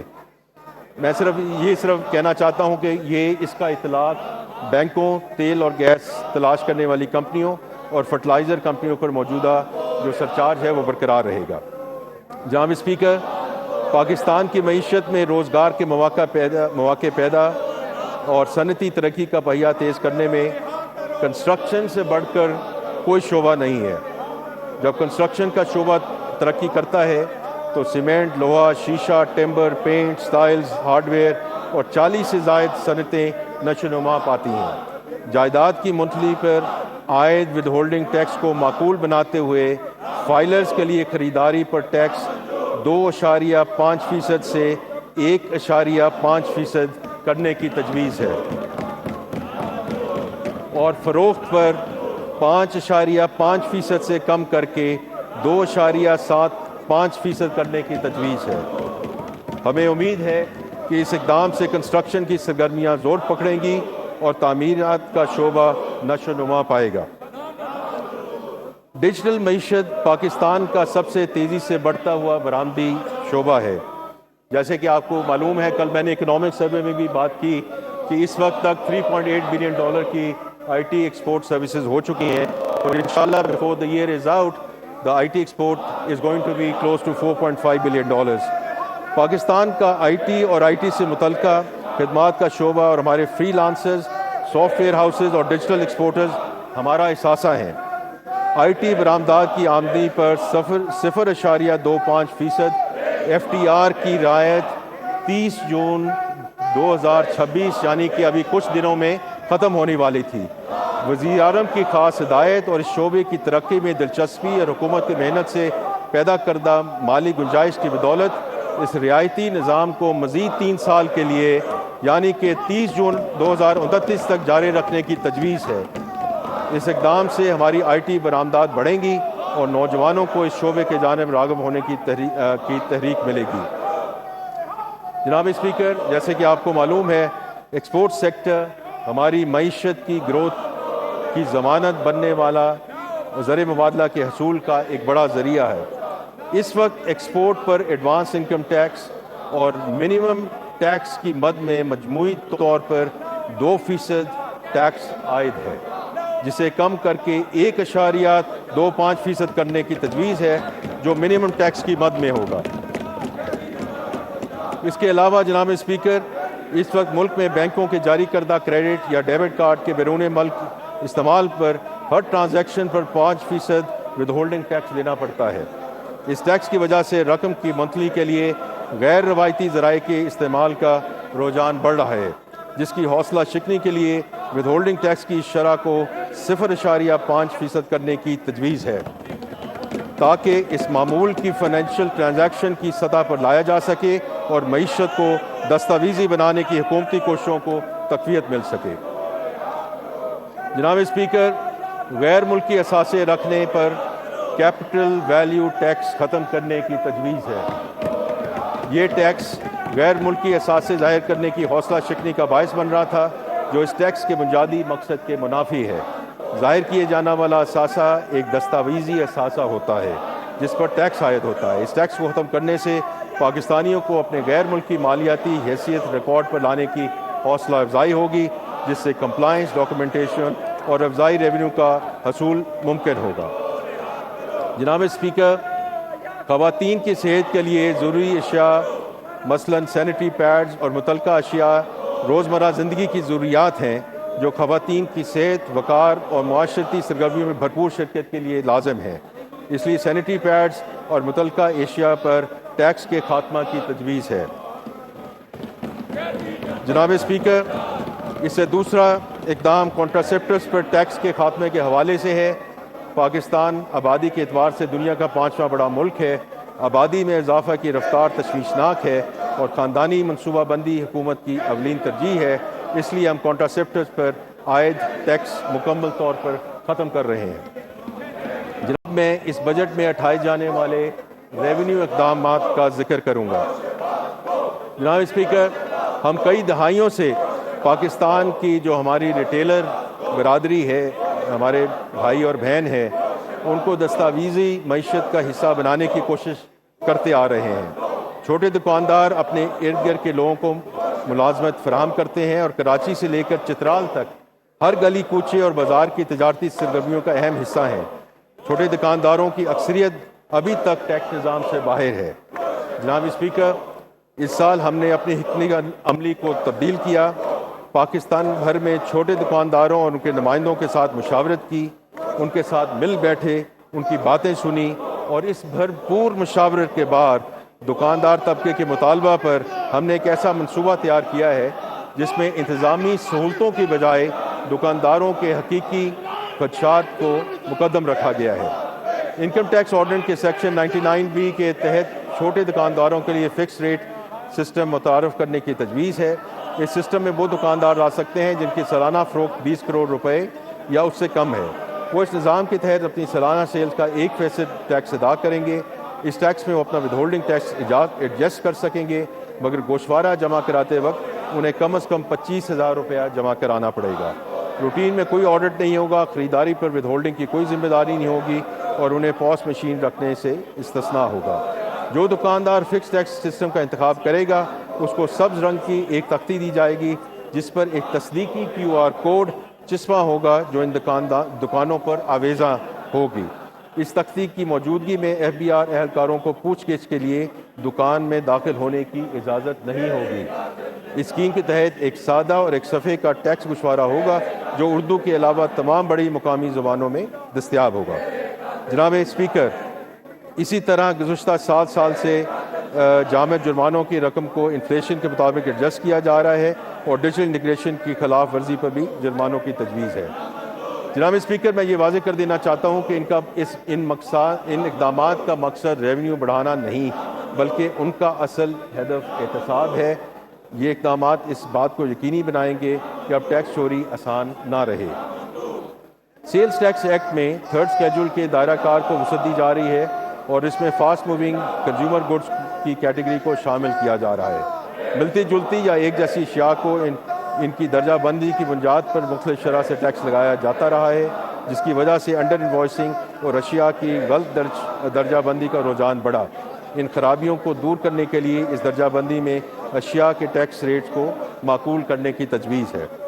موجودہ قانون کے تحت اگر کوئی کمپنی کسی غیر رجسٹرڈ سپلائر سے سامان خریدتی ہے تو رقم کی ادائیگی کے وقت سپلائر سے ود ہولڈنگ ٹیکس وصول کیا جاتا ہے۔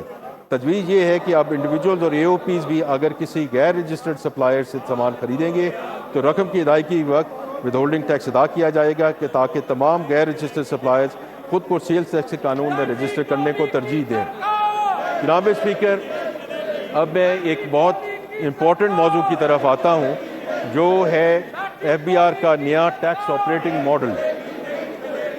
اس میں 3 بڑے جو ہیں اس کے پلرز ہیں۔ پہلا ہے the national faceless centre and assessment system. جناب اسپیکر، ہم اس ماڈل کے تحت ایک نیشنل فیس لیس سینٹر بنانے جا رہے ہیں جو صوابدیدی اور غیر صوابدیدی افعال کو ایک دوسرے سے الگ کر دے گا۔ اس مرکز میں موجود فیس لیس ونگ کے پاس صوابدیدی اختیار یعنی کہ ڈسکریشنری پاور جیسا کہ آڈٹ، اسیسمنٹ اور کوالٹی کنٹرول ہوں گے، جبکہ فیلڈ آپریشن ونگ وچ از ویریفیکیشن، رجسٹریشن، ریکوری کا ذمہ دار ہوگا اور ان کے پاس کوئی ڈسکریشنری پاور نہیں ہوگی۔ ان دونوں دفاتر کے درمیان بنیادی فرق سٹرکچر اور قانونی نوعیت کا ہوگا۔ یہ فرق انتظامی امور یا عارضی اقدامات سے ختم نہیں کیا جا سکے گا۔ جناب اسپیکر، مرکزی ونگ میں تمام آڈٹ اور اسسمنٹ کی کارروائی کے دوران ٹیکس پیئر اور ٹیکس آفیسر کے درمیان کوئی رابطہ نہیں ہوگا۔ بلائنڈ موڈ یا سنگل بلائنڈ موڈ میں آفیسر کی شناخت ٹیکس پیئر سے خفیہ رکھی جائے گی اور ڈبل بلائنڈ موڈ میں بعد ازاں ٹیکس پیئر کی شناخت بھی آفیسر سے خفیہ رکھی جائے گی۔ تمام پیغام رسانی FBR کے آئرس پورٹل کے ذریعے ہوگی۔ ٹیکس پیئر اور ٹیکس آفیسر کے درمیان کسی قسم کا رابطہ نہیں ہوگا اور اس کی ایک اور خوبی یہ ہے کہ آفیسر خود کوئی کیس منتخب نہیں کر سکے گا یا کر سکے گی۔ خود کار طریقہ کار کے تحت سسٹم رسک اسکور کی بنیاد پر کوئی کیس آفیسر کو تجویز کرے گا یعنی کہ اسے اسائن کرے گا۔ آڈٹ صرف ڈیٹا کی بنیاد پر ہوگا۔ اس طرح کا فیس لیس نظام پچھلے 1.5 سال سے FBR کے کسٹم ونگ میں آزمایا جا چکا ہے جس کے نتیجے میں نہ صرف امپورٹرز کو سہولت مزید ہوئی ہے بلکہ کسٹم حکام سے منسوب کرپشن میں بھی نمایاں کمی آئی ہے۔ میں امید کرتا ہوں کہ انکم ٹیکس اور سیلز ٹیکس میں بھی اس اقدام سے کرپشن میں خاطر خواہ کمی ہوگی۔ جناب اسپیکر، سب سے اہم تبدیلی صرف پہچان خفیہ رکھنا نہیں بلکہ طریقہ کار میں بھی اختیارات کو الگ کرنا ہے۔ سسٹم کیس خود منتخب کرے گا، ایک علیحدہ آڈٹ یونٹ اس کا معائنہ کرے گا، کوالٹی کنٹرول یونٹ جو آڈیٹر سے بالکل الگ ہوگا ہر آرڈر کے ایشو ہونے سے پہلے اس کا معائنہ کرے گا۔ ٹیکس ڈیمانڈ بالکل مختلف اسیسمنٹ فنکشن کی ذمہ داری ہوگی۔ ریکوری کے معاملات ایک اور حصہ دیکھے گا۔ اس پوری چین میں کوئی ایک افسر کسی کیس پر شروع سے آخر تک اس کی گرفت نہیں ہوگی۔ یہ صرف انتظامی تبدیلی نہیں ہے بلکہ کرپشن کو ختم کرنے میں یہ اہم سنگ میل ثابت ہوگی، اور یہی وہ تبدیلی ہے جو پاکستان کے ٹیکس کے معاملات کو مزید شفاف اور سہل بنائے گی۔ دوسرا اس کا جو پلر ہے جناب speaker, algorithmic settlement mechanism and central data hub. یہ سب لوگ بات کرتے ہیں A I led discussion, and this is how we are going to get A I embedded into our taxation system and get the benefits out of AI led discussion۔ جناب speaker, ہم ایک خود کار میکنزم متعارف کروا رہے ہیں جس میں ٹیکس پیئر کے اندراج کردہ ڈیٹا اور FBR کے پاس مختلف ذرائع سے موجود ڈیٹا میں سکم کی نشاندہی کی جائے گی۔ اس اقدام سے روایتی آڈٹ کے طریقہ کار میں ہونے والے اخراجات، تاخیر اور پریشانی کو ختم کر دیا جائے گا۔ جیسے ہی سسٹم میں کوئی سکم نظر آئے گا، ٹیکس پیئر کی گزشتہ ہسٹری کی بنیاد پر سکم کی نوعیت کے لحاظ سے اور کارروائی کے مرحلہ کے اعتبار سے سسٹم سیٹلمنٹ آفر طے کرے گا اور ٹیکس پیئر کو آئرس پورٹل کے ذریعے مطلع کیا جائے گا۔ جو ٹیکس پیئر اس آفر کو قبول کرے گا، اپنے گوشوارہ درست کر لے گا اور سیٹلمنٹ کی رقم جمع کرا دے گا، اس کی کارروائی مکمل تصور ہوگی۔ اس کے علاوہ کوئی اضافی جرمانہ عائد نہیں کیا جائے گا، کوئی انسانی مداخلت یعنی نو ہیومن انٹرونشن، اور یہ طریقہ کار ٹیکس پیئر اور ریونیو دونوں کے لیے بہتر ثابت ہوگا۔ The third thing is the third party data and taxpayer outreach۔ اس کے ساتھ تھرڈ پارٹیز اور FBR کے سینٹرل ڈیٹا کے ساتھ ٹرانزیکشن کا ڈیٹا شیئر کرتی رہیں گی۔ یہ ڈیٹا افسران کی نگرانی میں مکمل طور پر ڈیجیٹل سسٹم میں پروسیس ہوگا۔ جائیداد کی رجسٹری کا ڈیٹا، گاڑیوں کے رجسٹریشن کا data, bank data, utility record کو یکجا کر کے ٹیکس پیئرز رسک پروفائل تیار کرنے کا آغاز ہو چکا ہے۔ اس کا مطلب یہ ہے کہ FBR کو یہ اندازہ لگانے کی یہ اندازہ لگانے کی ضرورت نہیں ہے کہ کون اپنا گوشوارہ درست جمع نہیں کرا رہا ہے۔ اسے کسی خفیہ معلومات یا شکایت یا موقع پر معائنہ کرنے کی بھی ضرورت نہیں ہے۔ اسے صرف یہ دیکھنا ہے کہ کیا ڈکلیئر کیا گیا ہے اور ڈیٹا میں کیا ظاہر ہو رہا ہے۔ اس وقت بہت سی صنعتی شعبوں میں real time production monitoring programme فعال ہے اور اس کے اچھے نتائج سامنے آ رہے ہیں۔ ہر اس شعبے کو پروڈکشن مانیٹرنگ کے تحت لایا گیا ہے جس کی ریونیو پوٹینشیل کو صحیح طور پر جانچا جا سکتا ہے اور جس کی غلط بیانی کی نشاندہی کرنا اور اسے ٹھیک کرنا ممکن ہو۔ ڈیجیٹل انوائسنگ نیٹ ورک پہ بھی پوری سپلائی چین میں ایسی شفافیت کا باعث بن رہا ہے جو اس سے پہلے ٹیکس سسٹم میں نہیں دیکھی گئی تھی۔ آئندہ سال میں ان دونوں پروگراموں کا دائرہ کار مزید شعبوں تک وسیع کیا جائے گا۔ یہ اقدامات بنیادی اہمیت کے حامل اور کارآمد ہیں جن پر پائیدار اضافے کا انحصار ہے۔ جناب اسپیکر، سیلز ٹیکس کے اصلاحی اقدامات کے پس منظر میں بھی یہی اصول کار فرما ہیں جو انکم ٹیکس اصلاحات میں اپنائے گئے ہیں۔ اب میں فیڈرل ایکسائز ڈیوٹی کا اقدامات کا ذکر کرنا چاہتا ہوں۔ پہلا اقدام جعل سازی کے خلاف ہے۔ ہم پیٹرولیم بیسڈ سالونٹس جن میں سفید اسپرٹ، پیٹرولیم نیفتا اور منرل ٹاپین آئل شامل ہیں اسے 80 روپے فی لیٹر فیڈرل ایکسائز ڈیوٹی عائد کر رہے ہیں۔ یہ اشیاء پیٹرولیم ڈیولپمنٹ لیوی کے دائرے سے باہر آتی ہیں لیکن انہیں تیل میں ملاوٹ کے لیے استعمال کیا جاتا ہے۔ اس ملاوٹ کی وجہ سے ہر سال لاکھوں صارفین کی گاڑیاں اور مشینری خراب ہوتی ہے۔ اس کی وجہ سے تیل کی مصنوعی فروخت کرنے والے دیانتدار تاجروں کو ایسے بددیانت تاجروں سے مقابلہ کرنا پڑتا ہے جو ملاوٹ شدہ تیل فروخت کرتے ہیں۔ ہمارا دوسرا اقدام معاشی بوجھ کی تقسیم سے متعلق ہے۔ ہم درآمد کرنے والی جو گاڑیاں ہیں، جو گاڑیاں درآمد اور 3000 سی سی تک کی SUVs پر فیڈرل ایکسائز ڈیوٹی عائد کر رہے ہیں۔ 3000 سی سی سے بڑی گاڑیوں پہ بھی ہم ڈیوٹی بڑھا رہے ہیں۔ اس ٹیکس کا اطلاق 2 کروڑ سے مہنگی لگژری EV پر بھی ہوگا۔ اس کے جو ایگزیکٹ ریٹس ہیں وہ ہم بعد میں اس کو اناؤنس کریں گے۔ جناب اسپیکر، اس ضمن میں ایک اور ریلیف میجر کے تحت بزنس کلاس میں غیر ملکی سفر پر عائد فیڈرل ایکسائز ڈیوٹی کو ختم کرنے کی تجویز ہے۔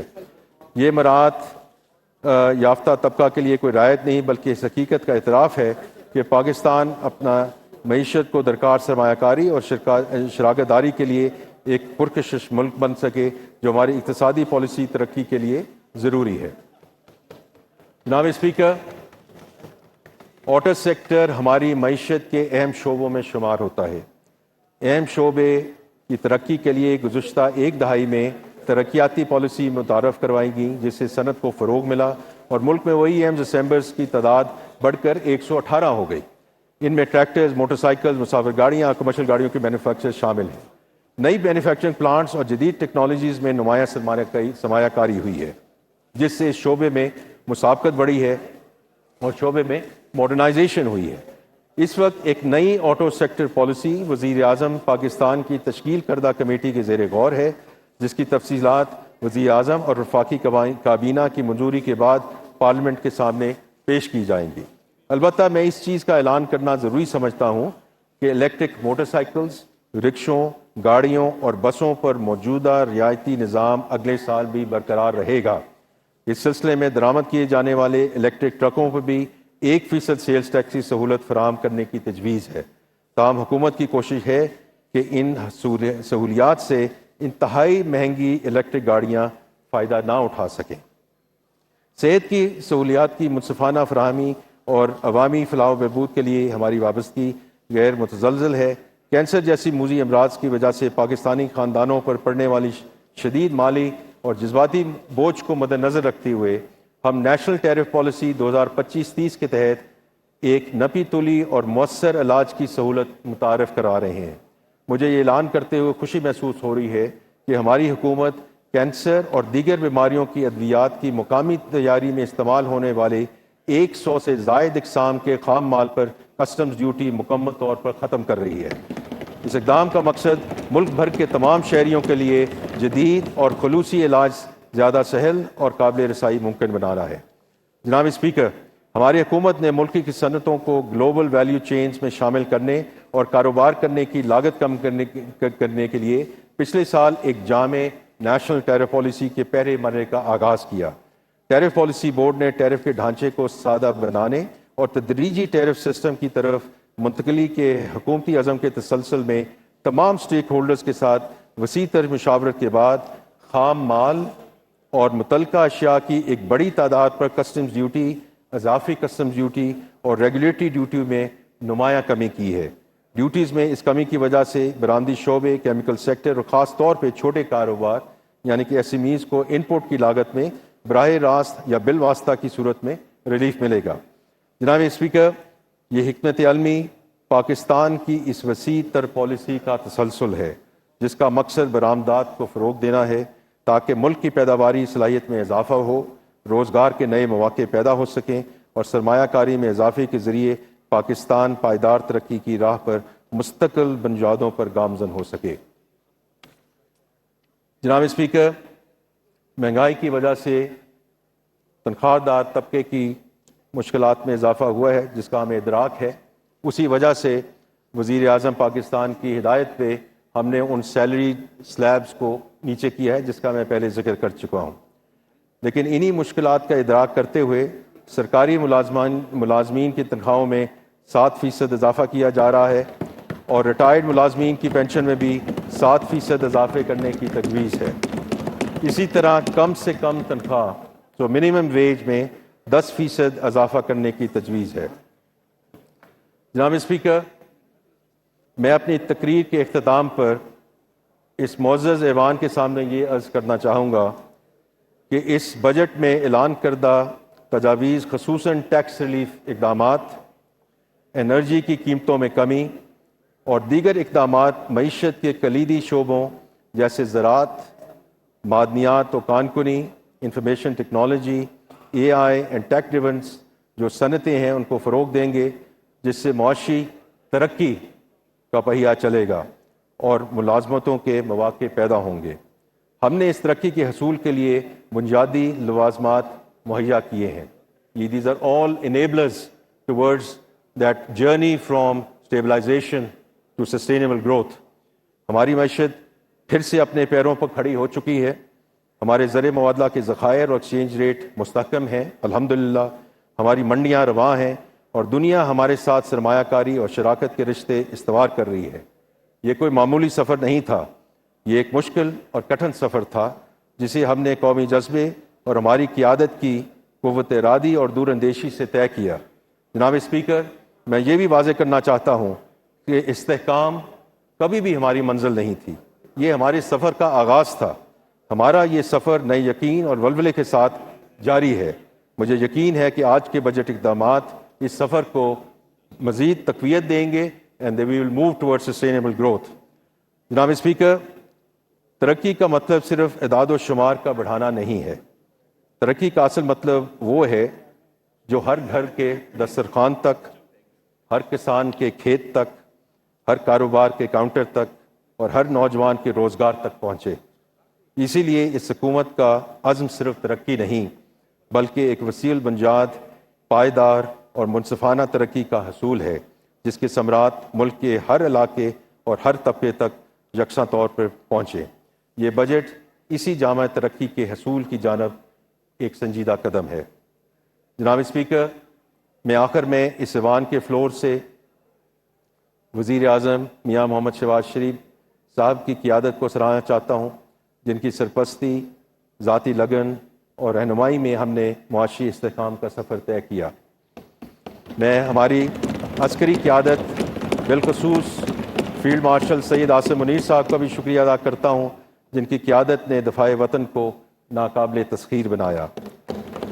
میں اپنے سارے جو کیبنٹ کولیگز ہیں، ڈی پی ایم ہیں، ان کا شکریہ ادا کرنا چاہتا ہوں۔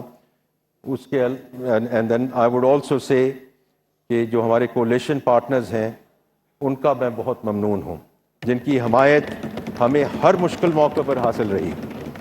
میں اپوزیشن کی معزز اراکین جو اس وقت موجود نہیں ہیں پر ان کا بھی شکر گزار ہوں، جن کی مکثرانہ تنقید نے ہمیں مزید محنت کا جذبہ عطا کیا۔ یہاں میں تمام صوبائی حکومتوں کے جذبہ تعاون اور اصرار کو بھی سراہوں گا، جن کی بدولت ہم نے ملک کے اسٹریٹجک اہداف کی تکمیل کی جانب بڑھیں گے۔ ہماری اس تمام تر کاوش اور محنت کا مقصد یہی ہے کہ ہم پاکستان کے عوام کے معیار زندگی کو بہتر بنائیں اور انہیں وہ تمام سہولتیں اور آسانیاں فراہم کر سکیں جن کے وہ مستحق ہیں۔ جناب اسپیکر، میں اپنی تقریر کا اختتام علامہ اقبال کے اس شعر پر کرنا چاہتا ہوں جو اس قوم کی روح کا ابدی اظہار ہے۔ نہیں ہے نا امید اقبال اپنے کشت ویراں سے، ذرا نم ہو تو یہ مٹی بہت زرخیز سے ذاتی۔ پاکستان زندہ باد۔ جی